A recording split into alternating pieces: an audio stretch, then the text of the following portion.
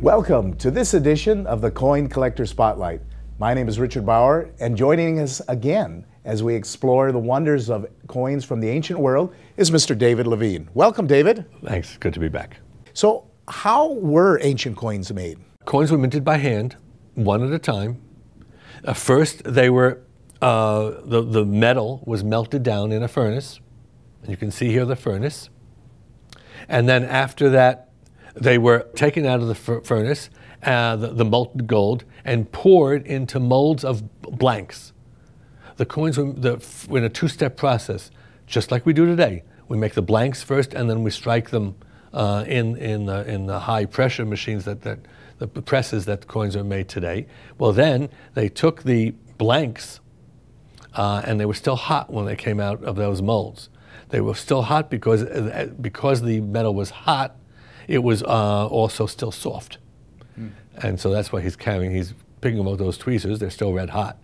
And he's putting them on top of the bottom mold, as you can see here. And then the top mold was placed on top of it. And you can see the worker holding the top mold and then striking that top mold with a hammer, and the coin was struck. And that's where we still say today, coins were struck at the mint, since they were still almost molten. And so you didn't have to strike it that hard, right, in order to get a very, very, very deep impression.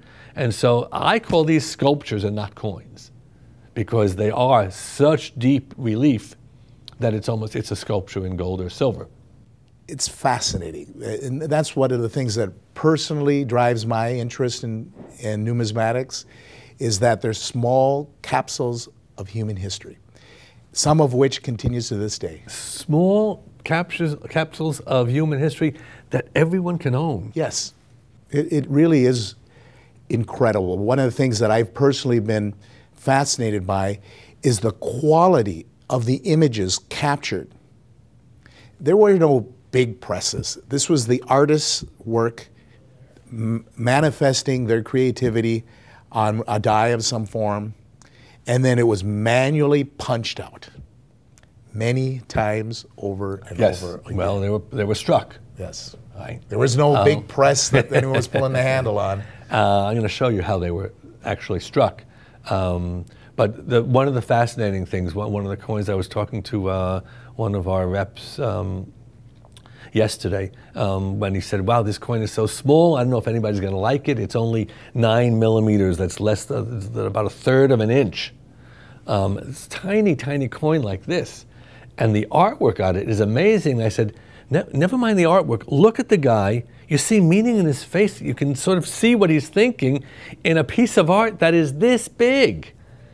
And they had to make that in negative, make the die, make it in negative, and the beautiful work. It is amazing, the artwork that they were doing today. I'm embarrassed to say that the coins in many times were much more beautiful than the coins are minted today.